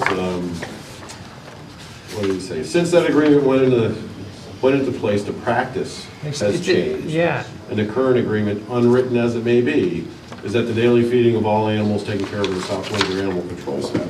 So it's not in the contract, but that's what There's you're an signing exhibit to. right there. If another town withdraws, then our percentage of the cost will go up. say it once again? That's true. If another town withdraws, then our Oh, yeah. percentage of the cost. And if we have more dog days, our price would go up another year. Correct. And if it went down, it would, and if Manchester went up and we didn't, ours would be less. Right. Now, they also did something which I believe they'll go back and change, and that is, for a number, they threw in 5%. If you do the calculations come out to something like 3.7% or something like that. And I really believe that they would do it based on a number of pound days. So our price will probably come down from $27.60 to something less than that based on real numbers. But they wanted to be conservative. I asked them to be conservative. I tried to be conservative in the numbers I put together. I had in there originally, in professional services, there is money for medical care for the animals. Right, we pay all that. Yeah, That's not gonna change. and Roger pointed out to me, don't take that out, Andy, because we pay that. I went back to Lindstrom and said, Do you pay for that, or do we pay? Oh, you pay for that. So I put it back in again. I really tried to get everything that's in, and get out a conservative number. I didn't include the amortization of $60,000. I talked to the people in our treasury department, and they said that it would be amortized over a 20 or 30-year period. So that's another $2,000 a year, at least, maybe, maybe more than that you would have to, if you're going to do $60,000 worth of work. And every time you do work on our facility, that capital would be amortized down at some rate of dollars. I didn't throw that in. I didn't take out all of the money for our animal control people. I thought it could be less than that, but I tried to be fair. I went in with the number of dog days, our rate, the amount of time that the people in South Windsor said it took to care for a dog on an average day. And, I did all that kind of stuff. They said 3 to 4 hours, I've used 3. So if I have erred, I try to err on the conservative side so that we would not give you a number that we, a year from now, would look at and say it didn't work. The costs that we're, and savings that we're talking about are minimal. And I'm not against going over there. The dogs would be in a better building, and et cetera, et cetera. So my concern is if an officer leaves this town, Say it again. if an officer has to leave this town for an hour or more, and there's an emergency, I don't want another officers to be in danger, or the public, or even someone driving through our town. Well, and the chief's got to. I think it would have to come down to, we would, at that point, if we do the South Windsor facility, we'd have to develop policy on that. Yeah, and the other 3 towns, and especially Manchester, I mean, they got a long distance to go. And they've got so does full East primary Hartford. CEOs. Okay, and, it works for them to say that, what if one of them withdraws? I know for a fact there's 2 towns that are looking to go to another town as a regional thing to put their dogs there, put their animals there, because they can't afford to fix, don't want to fix what they currently have and bring it up to code. Bob, I got a, kind of a key question for you. That you had mentioned that you work right behind that building, right? And you've been there for quite a while? Okay. And this has been in place since 2012.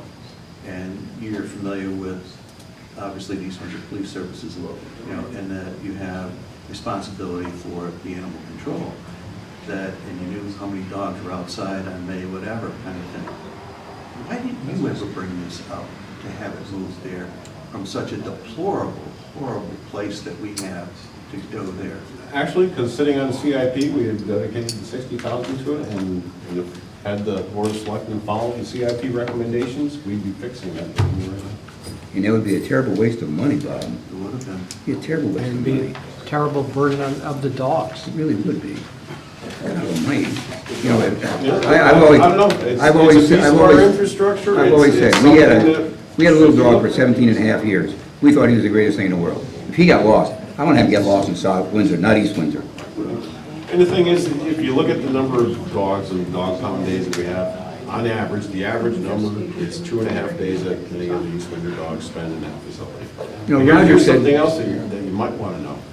Manchester, which is the biggest user of the Tracks facility, has dogs that have been in that facility for over a year.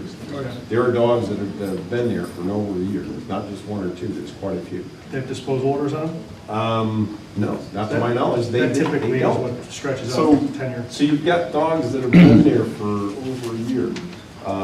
Because they don't want to put any of them down, and no one has adopted them. From what I understand, they don't work at adopting, and Manchester seems to be the one town that doesn't work towards that end. But they have a nice facility. The other towns do turn over quite well, but if you talk to the people that work at that facility and know the history of what's been going on, you'll find some stories that are probably disheartening.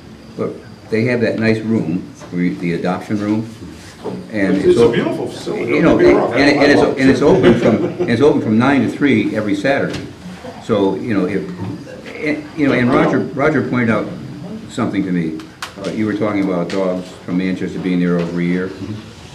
We had one dog here, Roger said. We did. We have, and South Windsor has, a don't kill philosophy.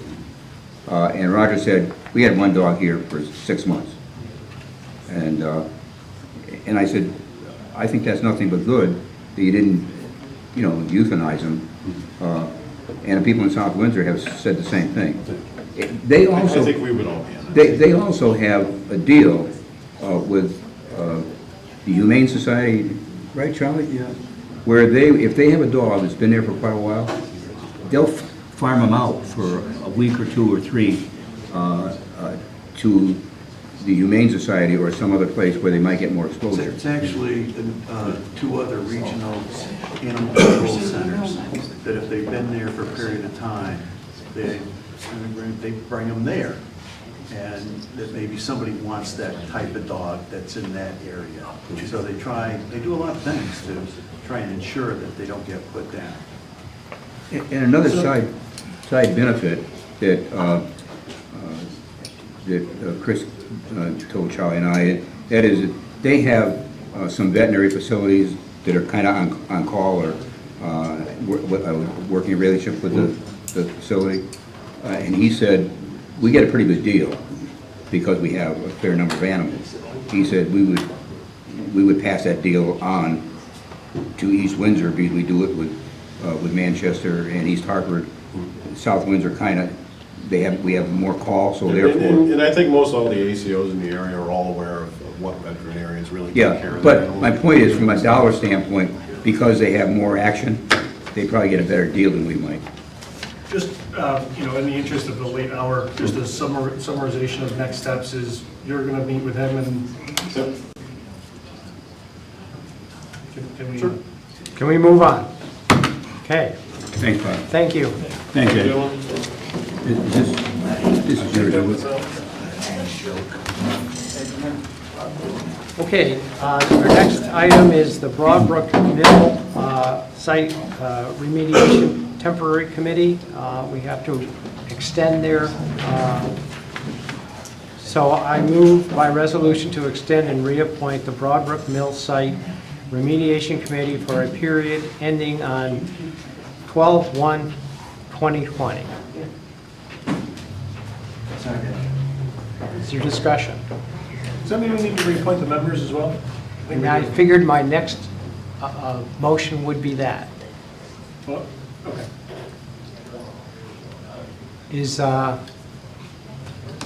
further discussion? All those in favor? Aye. Okay.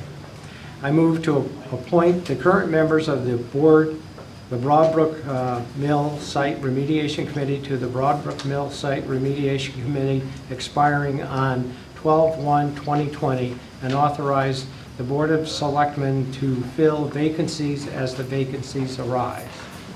Is there a second? Second. Discussion. Are they all interested? Yes. Were they all asked?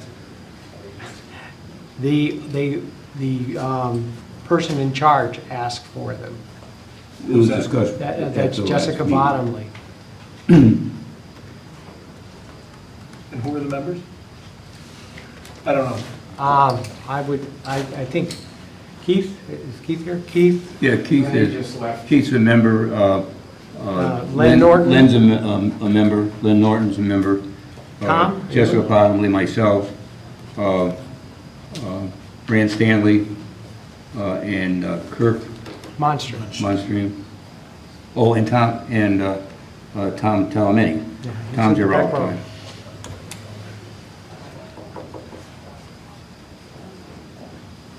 Further discussion? All those in favor? Aye. Aye. Okay. Next agenda item is when's the next Board of Selectmen meeting date, and we've kind of decided that we're going to have a public hearing on we voted, the 27th, so we can talk about that then. when we're going to meet again.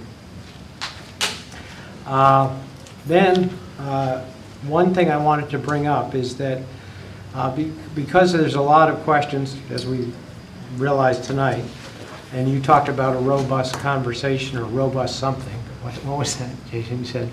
I think that the Board of Education expenses, revenue and accounting is a town issue, and I think that it's appropriate that the Board of Selectmen factually verify information and correct and answer questions correctly.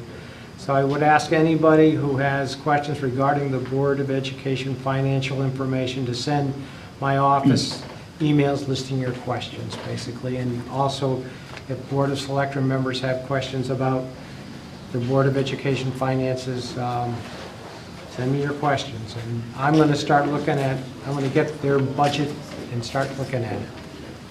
I sent you some questions already. Yes. Which I sent to the superintendent. She was very good. She answered my questions very promptly. I'd like to recommend that when we get these questions together, that we invite the chairman of the Board of Education and the superintendent back to give us a rundown on the answers to those questions. Well, and maybe we can have them by email too. Well, I really would like to have them come and talk to us if you. Okay. Yeah. And having done that, I would like to have them not only tell us what the answers were, but give us a handout that states what those are, so we're not making errors in writing down what they have, okay? Okay. Christine was very good. She emailed them to me, so I have the answers as best she could give me for the questions I asked. Okay. Anything else on that agenda item? When do you want to do that by? Anytime. We can talk about it at every meeting. I can put it on the agenda.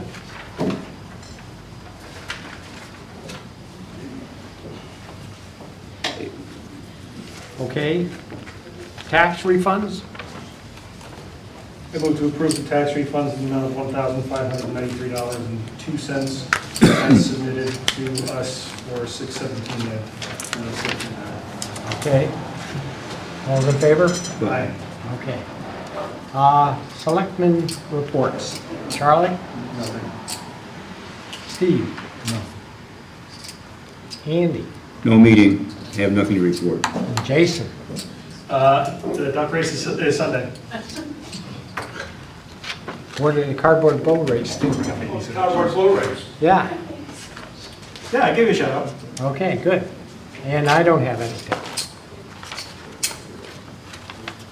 And there was one more agenda item that I was going to bring up, and I'll bring it up. And it won't take long, maybe it will, but this is, here, pass this down. This is one of the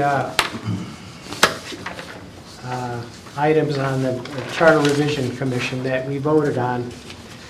And Are there more than one page, or? no, just One pagers? yeah, just pass it all down.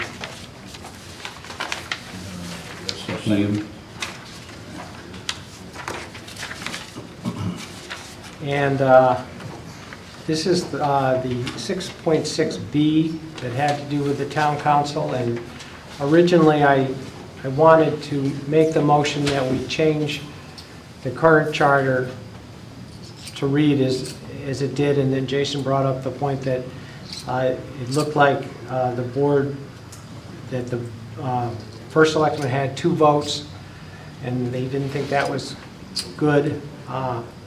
And it was late, I didn't think much about it, but I realized that if you have a town attorney that either the Board of Selectmen doesn't like or the first selectman doesn't like, you have a problem. You have a dysfunctional situation. And just as when we hired a new treasurer, we being Amanda, who's a human resource person, and I and the former treasurer and another treasurer from another town interviewed people, and we found the one person we liked, and then we brought that person to the Board of Selectmen to be approved. And we wouldn't have approved a treasurer that the Board of Selectmen didn't agree with. So I really think that, and it happened to me, and I know that that it just doesn't work. You got to have a town attorney that the first selectman can work with, and that the Board of Selectmen approves. But primarily the first selectman. Well, both. If you guys don't major- like an attorney, he shouldn't be our attorney. And me too. All of us should have, the Board of Selectmen and the first selectman should have a veto power. That's another way to say it. So I would make a motion that we change 6-6B of the town charter to read as follows. The town council shall be an attorney at law admitted to the practice in the state of Connecticut. The town council shall be appointed by the Board of Selectmen and the first selectman jointly. The town council shall serve at the pleasure of both the Board of Selectmen and the first selectman. I move we recommend to the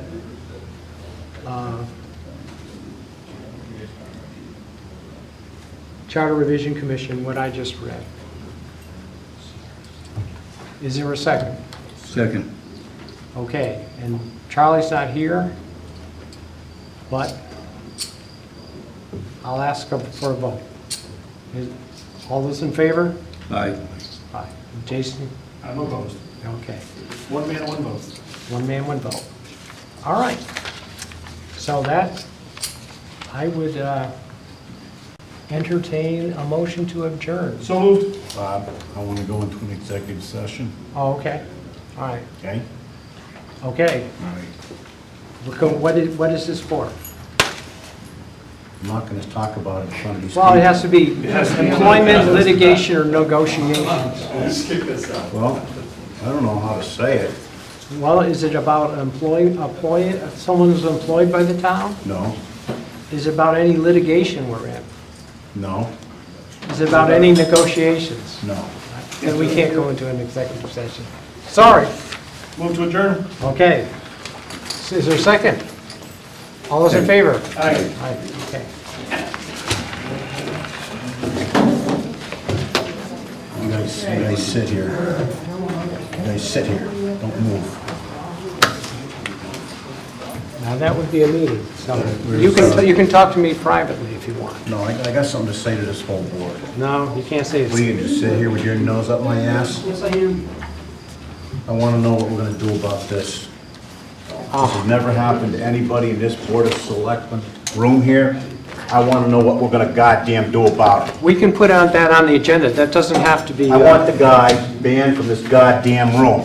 You understand me? I mean what I'm saying. Yeah, I hear what you're saying. All right? Steve, I want him out of this room. I don't agree with. He doesn't do this. Nobody comes before the Board of Selectmen and does this.